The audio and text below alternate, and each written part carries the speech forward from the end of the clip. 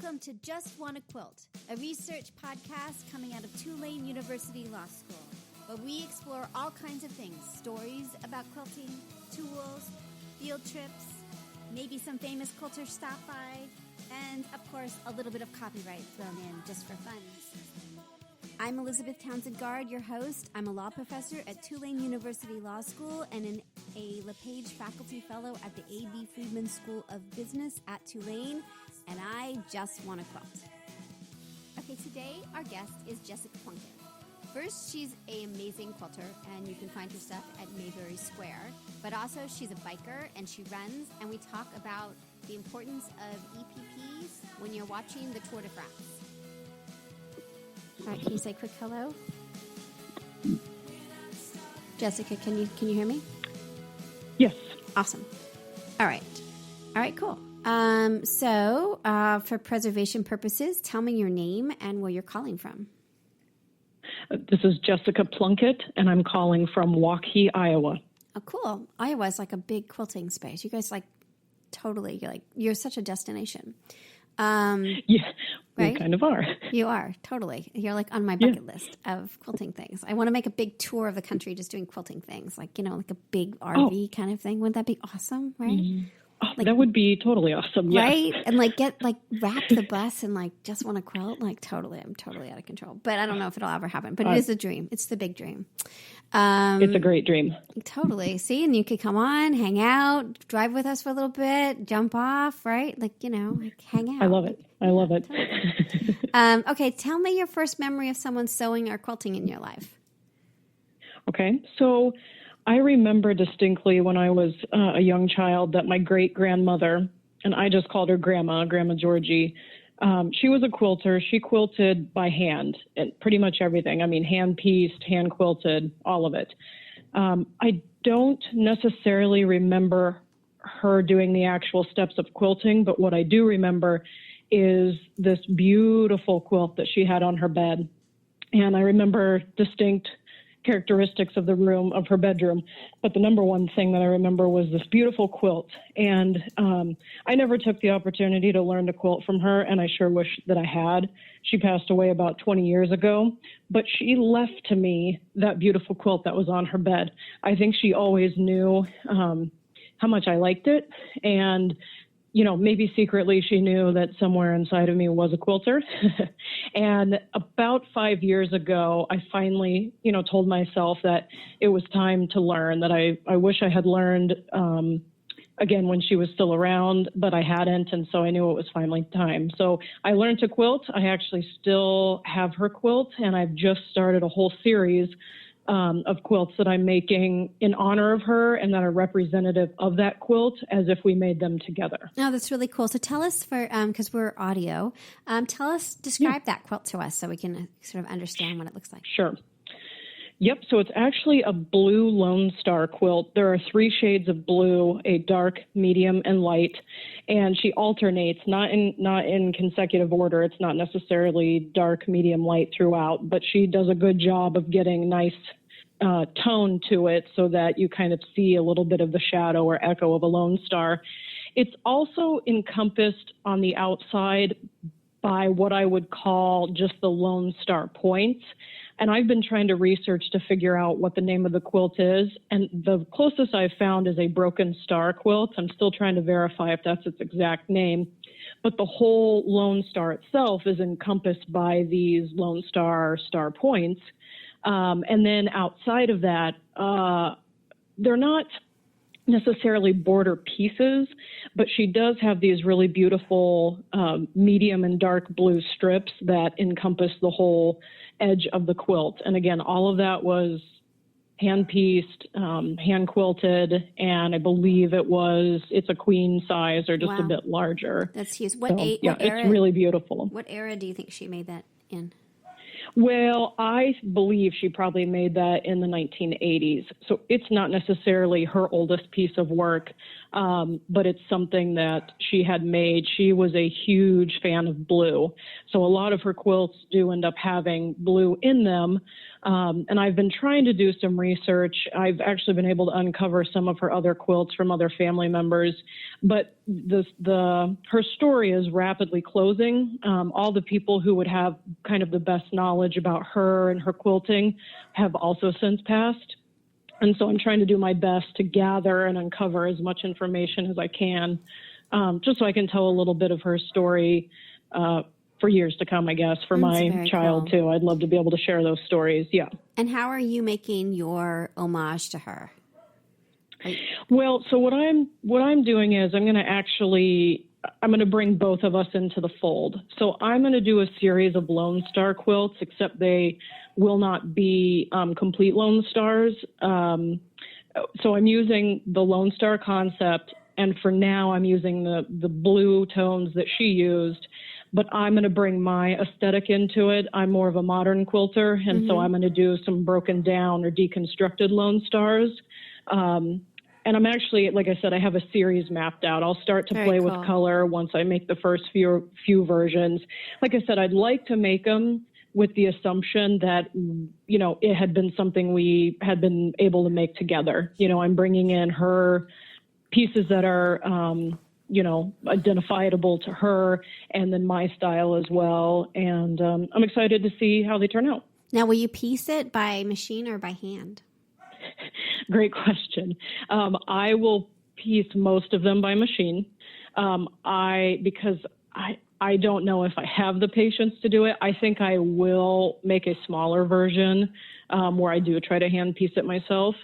And then I also don't generally hand quilt, but I already know on the first one I will make the attempt to hand quilt it, and then other ones I will machine quilt. Yeah, so I'll do a combination of everything as I work through this series. This so reminds me of the pattern series that Quilt Folk magazine did. Are you aware of it? Where they came down to New Orleans for one of them. So they had an old quilt, and then Tula Pink made another version of her kind of inspiration from it. It really reminds me of that series. Yes. Now, I have heard of that one. I am familiar with it. I think that a lot of times, in my opinion, I feel like certain quilters that you start to tend to follow are either choose to do this or are presented with an opportunity, just like the one you said, where they get an opportunity to really appreciate someone's work and then sort of bring their own spin to it. And that's definitely what I would like to do or try to do as I work through this. Super cool. I think it's awesome. And you can kind of see, I can't wait to see the work. Well, I totally love your work. I think it's really cool. Can you tell us a little bit more about, I have 1,000 things. Can you tell us a little bit more about sort of, how you got into modern quilts and sort of why that sort of, why that strikes you as something that you really like to do? Is that something even you could possibly say? Sure. Yeah. Okay. Yeah. Yes. So when I first started quilting, the first couple of quilts that I ever made, I just naturally sort of leaned different and didn't even know it. As far as traditional, and the very first quilt I made, I took a class where it was a sampler quilt, and so you went through a lot of the basic kind of blocks or construction that you would in traditional quilting, and it had borders and things like that. But when I came home after that first class, I started designing quilts for family members, and I just started doing things, I guess, that I didn't realize at the time leaned modern. Like, not everything had a border, and not everything was symmetrical, and not everything used certain tones or fabrics. And I just started to kind of quickly realize that maybe what I was doing was different from what I was seeing in the stores that I was visiting, because I was going to a lot of traditional stores. That is what was right in the area where I was living. And then I finally realized, there is sort of this whole genre of modern quilting. And as I started studying some of the tenets of it, I realized, that really fits to what I like and what appeals to me, which again are things like the negative space or asymmetrical. Modern traditionalism even is a tenet of modern quilting, where you sort of take basic traditional blocks and modernize them in some way. Maybe it's in its composition, maybe it's in the fabrics that you use. And I'm also drawn typically to I guess, bolder colors, although my favorite color combination is pink and black. Very cool. Which there's something I'm drawn to about it, which it definitely does not have a traditional feel. So that's sort of how it just was natural. It's what I enjoyed laying out. It's what I enjoyed piecing together. And now I love it. How important is the Modern Quilt Guild? How important is the Modern Quilt Guild to your development and sort of the modern quilt movement? What role do you think that the Modern Quilt Guild plays? Oh, I think a huge one for me. Like I said, I think I discovered it, I want to say, probably about 6 months after I started quilting. And I was an individual member for several years because I was just having my first child at the time, and the chapters that were closest to me were quite a drive. So I joined as an individual member. And what I did was I started watching a lot of the webinars that they offer. And that's where I started to learn more about like technique and process. They also have some great resources like patterns and blocks of the month. And that just, seeing the type of work that interests me represented there really helped me grow as a quilter and a pattern designer. When I moved, I actually joined the local chapter. So I live, like I said, in central Iowa, and I'm actually the president of our local chapter of the Modern Quilt Guild. So now it's a core part of literally what I do every single day. Really cool. So tell me a little bit more about being president of a quilt guild, and tell me about that. Sure. Well, it's an interesting process of just trying to, have a community come together who has a common interest, which in this case is modern quilting, and give them tools and the people they need to really enjoy their craft. So we have just about 40 members. Our guild has only been in existence since 2017, our local chapter.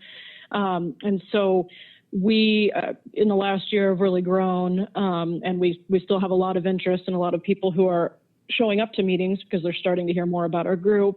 And what we try to do is just facilitate where are you at right now in the modern quilt process, and what can we do to help you? So it's just a lot of figuring out what it is people would like to learn, and then facilitating a way, for them to learn those pieces. And so it honestly is a lot of work, but it's also a lot of fun. I really enjoy being a part of it. And the people that I've met are just phenomenal. I have always said that the quilting community is a unique group of people. I have never met people who are as nice and, lift you up and heartwarming people as I have quilters. And that is true of quilters that I have met across the world. It's very cool. I agree. I totally agree. It's kind of remarkable, isn't it? Yeah. There's kind of it's a choice, I think, to be a quilter.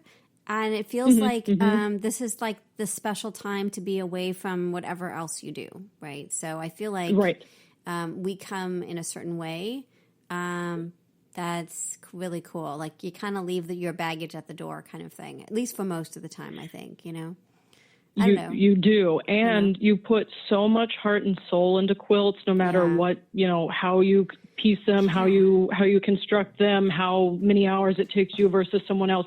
Everyone knows the level of passion and effort that you put in. And so I think there's a certain level of respect and appreciation that by default we just have for each other. It's so interesting because I'm doing this other piece I'm doing a big, I'm just starting a new project on time, the concept of time. And so as I sew, I keep thinking about this thing of how much time we put into these things and like, why are we doing that? Is it for us? Is it for skill? Is it for the person we're giving it to? Is it for competition? Sort of when you're sewing, do you feel like you're thinking about that of like, cause you just won an amazing, we're going to talk about your Riley Blake competition thing that you just won the thing for.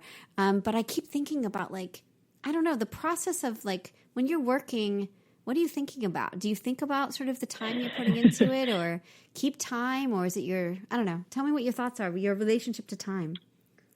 Yeah, that's so funny you ask, because I think the answer is just everything. I do a variety of things. So number one, I have kept track of hours on certain projects for various reasons. Sometimes it's level of interest. Sometimes if it's something that's commissioned, just various reasons I've wanted to see that the time and effort that I put in. And a lot of times I'm surprised. I mean, even though I don't, I'll time myself and I'll work in earnest. Sometimes I'm like, wow, that really took a lot longer than I thought. And that's just how it is. Sometimes I think about the time as it's going by and the effort. Sometimes I'm thinking about the process and how I think that working through details like quilting is really helpful and applicable to so many other things in life that you could problem solve the way you do with quilting. So sometimes I try to just stop and take a deep breath and appreciate that if I use these same principles, maybe with other things in life, it would be helpful. I have a toddler, and so sometimes it's really hard to reason with her. Yeah. But if I use those same principles as I do in quilting, like being calm and letting it just take the time that it needs, then, it would help in other ways too. Yeah. But I think a lot too about my grandma, as I was just talking about at the beginning, most times when I sit down at the machine at some point, I think of her and I think of the time and effort and skill that she put into all of her work. And I think about how I want to teach, other people the same thing, whether it's my own family, my own child or people that I meet on the street. Like, I think quilting is worth the time and effort and the skill for everyone to learn. I also think there's something extremely cathartic about working with your hands. And so for me, even if it's just cutting the fabric, it is definitely just sort of a stress reducer for me. And just, like I said, maybe level set everything going on in life and kind of bring it back down to, where I'm at. Because I just think there's something about just working with your hands that is so important. It's so interesting. We took this big, my daughter and I took a big long, and her friend and my research assistant, but my daughter and I often in the summer take these big long train trips together. And I was away from quilting for about maybe 5 weeks, like a little bit of hand quilting, but not like really serious quilting. And I was really stressed and like weird. And then this last week I got back into quilting again, and I can feel my equilibrium back to where it was before. Like, it's very interesting what you're saying. There's something about the fabric and the noise and the concentration and the creativity. And at least for me, I'm just like a better person when I'm quilting. Yes. Everything you just said, yes. Equilibrium is a great phrase. It does, centering yourself, whatever it is, that's definitely what quilting does for me. I completely agree. So interesting, right? And I don't feel the same way about, say, cross-stitch. Can you hear me? Yes. Yeah. I don't feel that was, I like to cross stitch. I certainly don't feel that way about crocheting. I just feel like it's a battle. But something that, like, maybe it's just like you have to find your own Zen space. And for you and me, it's quilting, but it is kind of remarkable. Yes. Yes. I don't know. I agree. Yeah. My family's now like, you should go quilt. I'm like, yeah, I should. Oh, that's funny. Yeah. I think I'm going to need a T-shirt or something that says that. Right. When I'm like, why is this room not clean? They're like, do you feel like quilting? yeah, I kind of do. They know what it does for you. They know how it calms and affects you. Yeah, I'm the same way. And I didn't do it when my kid was little, but I imagine that's that same thing of like your own space, your time. Like, there's kind of a not losing yourself completely into the child kind of thing, I would imagine. Oh, exactly. Yes, very true. Yeah, interesting. All right, so tell me a little bit about the Riley Blake design competition and sort of what you did and what happened. Yeah, sure. So the Modern Quilt Guild hosts typically 2 fabric challenges per year. And what that means is they partner with a fabric company, and that fabric company chooses a couple, specific pieces of fabric. They set some rules. You can sign up and get a small amount of the fabric. It's not typically enough to make the whole quilt, so you usually have to supplement, buy some additional fabrics with whatever rules they've given. And then you are responsible for creating something, and it's usually anything. It has to be quilted, but usually the rules are pretty flexible. You have to create it within a certain time period, and then you submit a photo as basically a part of the competition, and then they have judges via the fabric company who review and vote and select winners of that. So I've participated a couple of times, but to be honest, I've never been happy with what I've made. I think for me, it is that just a little bit fear of being judged for my work. Like I feel like I make some interesting, neat quilts, but I don't know that I feel like, anything I make is super great. I don't know how to, some of it's just nervousness. But this year, when they presented the fabrics, I had an idea even kind of before I saw them that I wanted to do something with curves. I like simple block construction, actually. So a lot of the patterns that I design are based on squares or half square triangles or geese or something else. And so I do curves usually for kind of personal work. And so I thought, I need to make a good curved project. And the minute that I saw the palette that they put out, which had kind of a mid-tone blue, one shade was, I think, called denim. It had a light pink, and it had some white tone fabric. Oh, and an aqua, excuse me. So those were kind of the four main colors. I just had a feeling that I wanted to make something that almost felt like a compass. I don't know why, just that's what I thought when I saw the fabric. And so I designed this piece where it does utilize those, again, challenge fabrics. And I made a circle shape. It's kind of got two levels. There's an outer thin circle and then a large circle in the center. And like I said, it just reminded me of a compass or a guide. It does look like and that. So, it's really pretty. Yeah, yep. And so you had to use, you could use any other Riley Blake, I believe, solid colored fabrics with it. And so I wanted to keep it very, very simple. So I just used one of the Riley Blake white fabrics to build around it. I didn't build squarely around it. The compass sits in the bottom right corner, but on the top and the left-hand side, there's some extra white fabric. And then there's this little tiny strip that I built that also has a curve shape to it. It's about a quarter circle curve that I placed in the far upper left-hand corner. So all the quilts that I make generally are very personal to me. They all have stories. It doesn't matter what they're made for. There's always some reason, and they're usually some sort of like reflective moment on life for me. And this particular one, this piece, I called Guide, because what happens is the compass has a dial in the quilt. It's a pink color shape. It creates basically kind of a triangle in the bottom center, and it's pointing down. And that's essentially like the guide. That's the compass, that's pointing sort of your direction of life. But, as I always like to say, nothing quite goes to plan, right? Like It doesn't matter how well you plan in life. You're going to fall off the rails at some point or fall off the wagon or whatever other phrase you want to use. And so that little piece in the upper left-hand corner also serves as a guide. And the best relation I could give, which I gave in the description of the quilt when I submitted it, was, I don't know, think of it kind of like when they put the bumpers in a bowling alley in the gutter area, so that like when little kids are bowling, that the ball doesn't go into the gutter. It kind of keeps it, bounces it back on track to keep it going down the lane to hit the pins. And so that outer little piece serves as that bumper to keep you going kind of in the right direction. And so that's why I called the piece Guide. Yep. And I submitted it, like I said, first time submitting to one of the big national fabric challenges. I just had more confidence in this piece. And it ended up that the piece finished third place out of all the competitors, across the U.S., which was really, I just was blown away the day that I got the news. That's very cool. It was mind-blowing. That's really mind-blowing. It's amazing. Okay, so can I take you back then to creating this piece?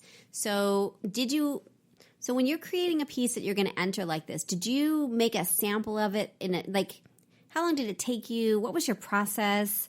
Like, did you think yes, this, I know that you have a thing about at the bottom of the blog thing that you can talk about, but I always worry, did you know it was I don't know, was it, you know what I mean? What's your process? How does it feel different if you're entering it into a contest than something else? Sure. So, Yeah, the one difference probably in this project versus maybe ones that I'm just making for fun or making for someone else where I have a distinct plan is I always sketch out, no matter what, for any project, I always sketch out what I'm going to do. And I have a sketch for this project too. But I did make, because I wanted to practice with the curves a little bit, I did make a partial sample. It was not the full compass. It was just a couple, no, I'm trying to think. Maybe I did make all 4 pieces. I didn't sew it together, but I was just wanting to see, because I have some curved ruler templates, I wanted to see which size I wanted to do, how much curve I wanted, how many circle shapes I wanted, which I only ended up going with sort of the thin outer one, and then it creates a center circle. So I did play around with some samples. I didn't use fabric that was anywhere near the color of the actual fabric challenge fabrics. I just used some other fabrics that I like just for fun to test it out. So I spent several hours just making some curved samples just to sort of see where I wanted to go. And when I was satisfied, I went ahead and started cutting into the real fabric. I did not keep track of time on this one, but I would imagine that the piecing didn't take too long. I would imagine 10 hours or less. No, I'd say even less than that, maybe 6 hours or less to do the piecing. It's not a large piece. The final size is about 16 by 16. No, that's not right. Is about 20 by 20, I want to say. Nice. But what took me longer, so again, the piecing didn't necessarily take that long. I was going slow and careful, and I really was just trying to pay attention to how I felt about the piece. But I don't often quilt my own pieces. That's where my confidence level kind of plummets down to 0. I just had, when I first learned to piece and quilt, I tried to actually do the quilting on several projects, and it just seemed like every time I failed. And what does failure mean? I'm not sure. I mean, I had fabric that overlapped, or I just didn't think it looked nice, or it wasn't straight. Yeah. And so my confidence has always been kind of low. But on this one, I was determined that I would quilt it and that it would look nice. And so I made my own template for the curves, and then I use a Hera marker for quilting. The Hera marker just basically makes the crease in the fabric so that you can see the line when you go to quilt. And when I first started to do the quilting, I hadn't made the template. So it's hard to explain. I had a different kind of ruler that I was trying, and I didn't like it. And it was so funny because I remember showing it to my husband, and it just didn't look right. And I said, I don't really care. I'm going to finish. I was actually angry at that point. And he said, why don't you just rip it out, and do it again? And I said, no, I'm not going to waste all that time, because the quilting, I will tell you, like I said, took me a lot longer. I was probably at least a good 5 to 6 hours in on this teeny tiny piece, and I was not satisfied with it. And I stewed on it for probably 30 minutes, and then I walked right back downstairs and started ripping the seams out because I knew he was right. Yeah. So I got it re-prepped. I made myself in my own template because that was the problem. I wasn't liking the shape of the curve. So I made my own template, traced it again with the Hera marker, and it turned out exactly how I wanted it to turn out. And so I was so happy that I calmed myself down and took 5 minutes to listen to my husband and ripped him out because I was so satisfied with the piece at the end, which gave me the confidence to submit it. And obviously other people saw it and appreciated, the value for what it was. So that's really great. Ripping out is really a grown-up move, I think. I think it's very hard to rip things out. And there is a sense of no, I just want to get it done. I can really relate to the things you're saying about the quilting. It's interesting. You feel like you're going to ruin what you're beautiful. Yes. Well, the quilting is amazing. It's really cool. I mean, I've only seen it in the photograph, but it's really great. And it's great. Yeah, it's awesome. Well, this is great. So you think you'll do more of these contests? Will you do stuff that like when you start, not everything you're doing is going into shows or contests. Do you feel like you work differently when you're just doing it like a baby quilt versus like a show quilt or something like that? I think I do. And I like doing a mix, I guess, if that makes sense. So I like to be challenged and to have a project like that I think I'm going to try to submit somewhere every now and then in my schedule to do. I do think I approach the project differently. I mean, there's a certain level of, okay, people are going to be staring at it really, really closely. So, what do I want it to look like? What do I want it to be? Versus maybe when I'm making a quilt for myself or for someone else. I make a lot of sample quilts to go along with the patterns that I write. And so those are always typically for me, if that makes sense. Like I'm just making them to obviously go through the motions of testing out making it. And I certainly care about the construction of them, but I'm also okay if 2 points aren't perfect. It doesn't matter to me. Yeah. But when I am definitely thinking about a competition, it causes me to focus differently on it. And I'm okay with that. I mean, I like how my brain works a little bit differently with each project. It just helps me kind of keep it fresh. And so I do a mix of quilts that I'm going to enter versus not. Last year, 2018, I made a quilt with the intention of entering it into QuiltCon. Even though, again, it would be okay if I didn't make it, but I was trying to obviously kind of test myself, and it did get juried in, and I still, am amazed and surprised to this day that it did, but I think it's because it's just a different kind of approach I take to, working on it and making the quilt. So I'll do a mix of both in the future, or all kinds of quilts, I guess, in the future. So that's very interesting. And why do you think like you are a pattern maker, you have an Etsy shop, your patterns are really cool in different places. You also have the quilt project tracking document, which I think is awesome. You've been a Crafty Fellowship finalist. You're like in the business, like you are immersed, right? So, I mean, you're doing all the things that professionals do. How important do you think it is to enter your quilts in spaces like QuiltCon and the Riley Blake? Like, is that like part of like for me, for scholarship, I have to enter my law review articles and get them placed in certain places. Is it part of the job, do you think, doing this part of it? I think it is. I think that if you want to be, I guess, someone within the industry, I think there's a certain level of expectation that you are going to present your work, if that makes sense. So it's your opportunity to showcase it in the same way that you submit it for the review, or an artist who paints is going to, potentially put their painted work into a show.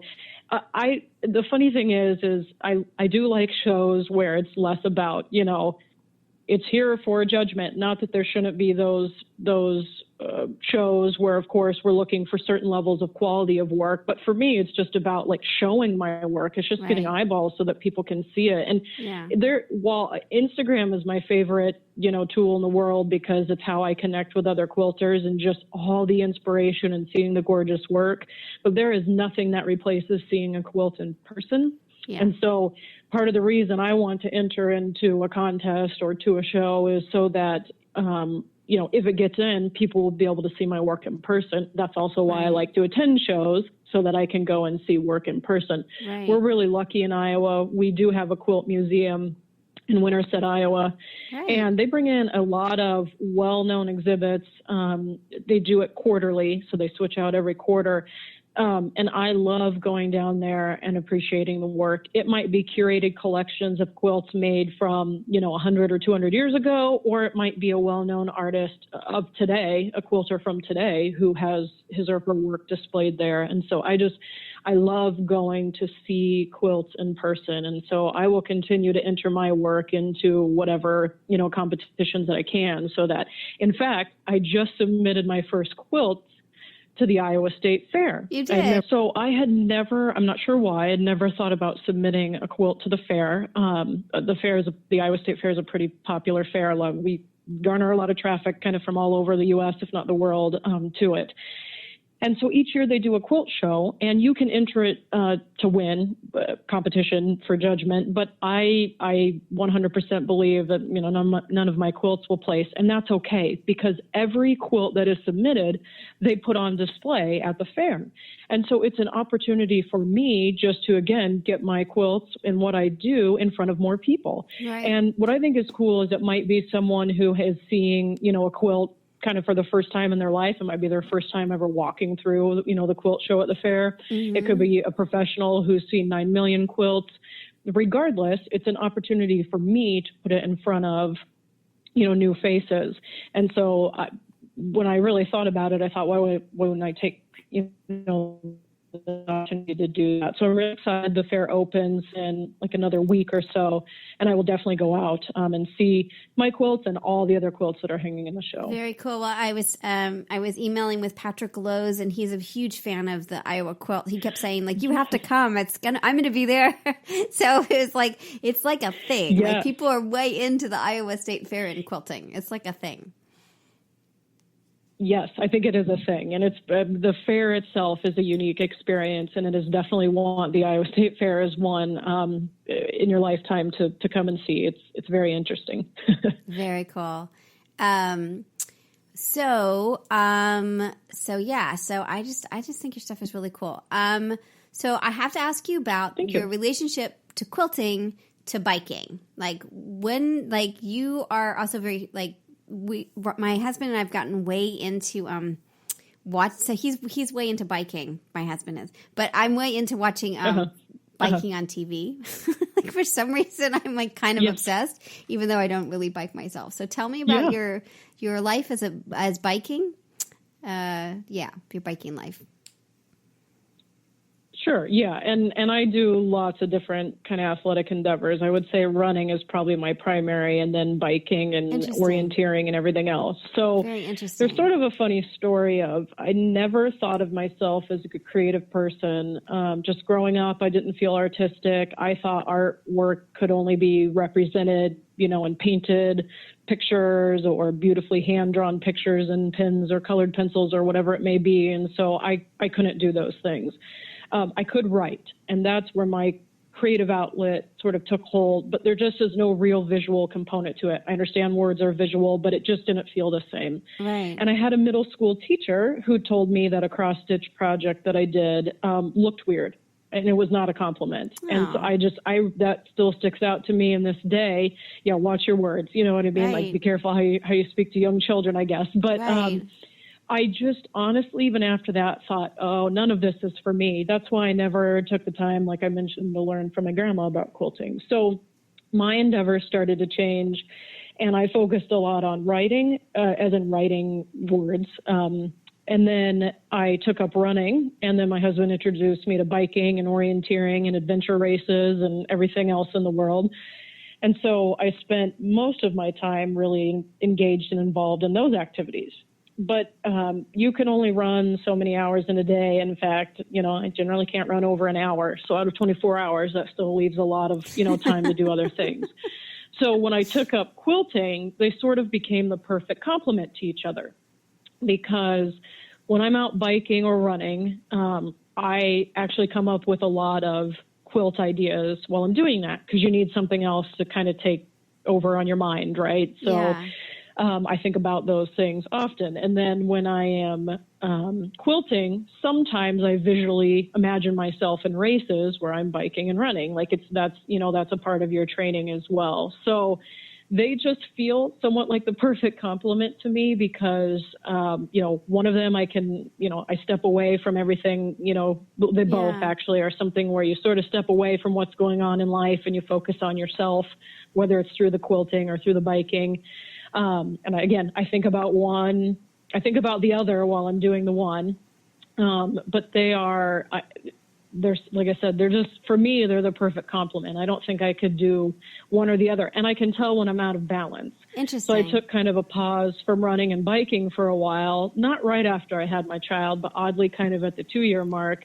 And I could just tell that I was, things just weren't quite right. And so I definitely got myself back into training, and it certainly just, again, helped me reach a better balance. And like I said, I feel like my quilting improves when I'm running, or my running improves when I'm quilting or biking or whatever. So it's really just funny how they do play, I think, a role to each other. Pam Weeks, who's the curator at the New England Quilt Museum, says she's bipolar, that she has to be both quilting and doing stuff outside. She's an indoor and outdoor girl, and then if she's not doing both, like she's really out of sync. So that made me think of that with you. Yeah, that's really interesting. And Iowa weather is not exactly nice. We have terribly cold winters, in my opinion, and we also have really humid summers. And so what's nice for me is that, if one has to be, if I can't be outdoors as much, I have a great indoor activity. But because I love running and cycling and all those things so much, they also help me get outside when I've been in the sewing studio too long. Like I know when I haven't been outside for a long time. So that's really interesting. I feel like I get to live a little bit best of both worlds. That's really interesting. For me, it's writing and sort of very quiet stuff, and then the quilting. So I haven't I don't get outside very often, but I'm trying. Oh, that's funny.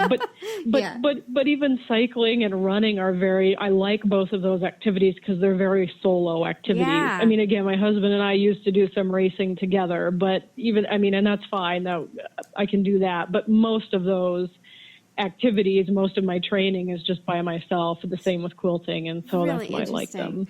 Well, I think I think that's kind of why we watched like every hour of the Tour de France. Like I had never seen a bike race before. But it was like, it was so funny because it was like, you got the individuals, but I don't know. It just was like, it was a team, but it wasn't a team sport. And it was just, I don't know. It was very... And it goes on for a long time, so you don't have to pay much attention. And then suddenly something interesting will happen, so you have to rewind it. So I don't know. It was nice. Yes, that's so funny. We watch the Tour de France too, and in the exact same manner you do. Sometimes my husband will just go, if we're not watching it live and we're watching the recording, he'll just go ahead and fast forward through some of the boring parts, and then when the action happens, we'll watch. Or I'll sit and hand stitch. I mean, exactly. I was doing some EPP while it was going on. And he would nap a little bit, and then suddenly it was towards the end, and it was like, okay, we have to watch this. So we got really into it. I want us to get the there's a pass. You can do like all the bike things for like $50 a year. I'm totally like, let's get that one. But he was like, okay, you've got a little over the top, but I felt like it was a really good like bonding thing for us, we're not going to watch quilting videos together. So, I don't know. Well, you can never know, but you're right. It is sometimes those activities like that. We will also watch a lot of track and field. And I mean, with that, at least there's kind of more happening consistently, but it's still a great way to get out some EPP and sit. Yeah. And that's one of the reasons I love quilting too, is that there's so many steps to the process. Totally. That usually you can find a piece that fits what you have in your life. Like I like to say sometimes I am the queen of 15-minute quilting because sometimes I only have 2 or 3 chunks in a day, 15 minutes at a time to actually get work done. And this is the reason I must have many projects going on at the same time. And some people laugh and ask me why. And it's because I need projects at all the different stages.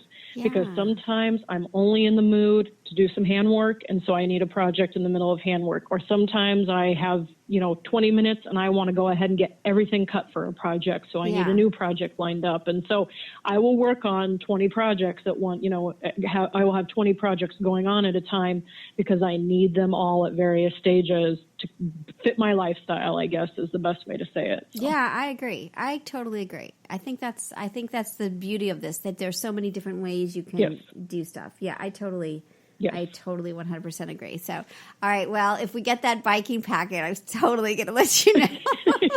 Because I was like, let me know. I'm like, there's one on the 3rd on Saturday. We got to sign up now. And he was like, I don't know about this. I was like, come on, I'm missing the bike stuff. I'm like, I got more EPP to do here. Yeah, and you got to find that right balance of like being able to do work and listen. And that was like it's hard to find shows that like you don't have to look up, Exactly. You are exactly right. You can even catch still what's going on by just listening to the announcers pretty much. I completely agree that my husband and I have shows that we watch when I'm kind of in the middle of quilting projects too. Exactly. Definitely. And there's ones you can't. Like we tried Game of Thrones, but it's just too confusing if you're not paying attention, right? Yes. So yes, you kind of have to be all in on a show like that. All in, yes. Exactly. So I would say biking is really good for EPP work.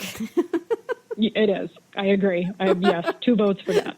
2 votes for that. See, that's what they should be packaging. They should add like little, commercials for quilters in there. Exactly. If they market to the right audience, then you can get the whole family involved. Yeah. There's got to be more than just you and me out there. That's like the intersection of it. It's very funny. Well, I think that's great. Well, this has been so delightful. Can you tell me what's going on in your life in the fall? Do you have any plans for the fall? What are you doing? Yes. So I have a new pattern coming out this week that I've been working a long kind of time on that I'm very excited about. It's in my opinion, kind of a newer concept. I'm not saying that I haven't seen it before, but I guess how I'm trying to present it or package it is the pattern has one block that you make a certain number of times, and then the pattern includes different layouts. So you get to pick your own layout. You can make all the blocks and then decide at the very end. So you kind of got all this customization that you can do at any point in the project. And I made it especially so that beginners could start to feel some level of confidence of, hey, I could kind of start to lay out and design my own things. Because I think one of the most fun things you can do as a quilter is, either make your own pattern or learn how to kind of modify a pattern to make it what you really love. And so that's one of the things I'm kind of excited about, is trying to find ways to engage, again, people who are newer to the quilting process and kind of keep them involved. As someone, again, who didn't get involved until much later in life and wish I had been more active in it, I would love to have, convert more people into quilting and keep them there and keep them enjoying it for a long time. So that's one piece that I have going on. And then I do have some other competition quilts that I'm going to be working on. I have 2 lined up that I need to make this fall. And then I have a couple of just personal projects, including the series that I'm working on, the kind of If My Grandma and I Were Making Quilts Together. That series will definitely continue throughout the rest of this year, and I know it's going to continue on into 2020 just based on, I know, volume of quilts that I would like to make for it. I'm even considering, if I want to make secondary versions for some people in my family who might appreciate having their own version of our shared, quilt. So I love it. I always overpack my schedule because I like I said, I like to know that there's enough there that I'm not, bored or don't have anything to do. So I have kind of an overfull list to do this fall, but it's what keeps me going and keeps me excited. So that's why like I said, I do a little bit of everything and it keeps me going strong. So, well, this has been, we're supposed to do a half hour. See what happened? It's like an hour. I'm so sorry. No, it's totally it's my fault. It's like too much. So I would love for you to come back would you just sign up and come back when you want to talk more about your grandmother's project? I think that would be amazing.